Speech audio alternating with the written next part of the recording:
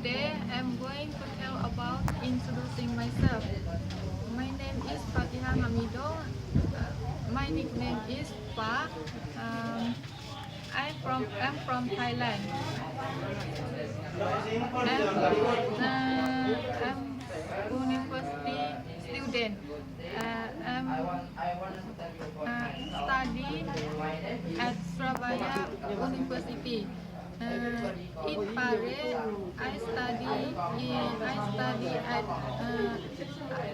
English Academy. I have been here for 1 week. About my hobbies, I like to listen music and watch movies. Sometimes Book. I reading book.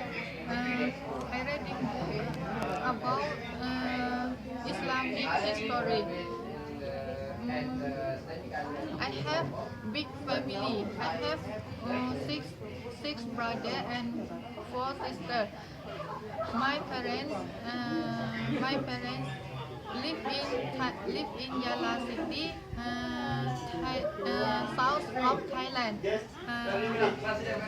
And my sister and my brothers too live in Thailand.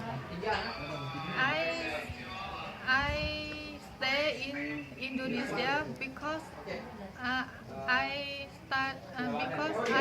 study in Surabaya. Yes.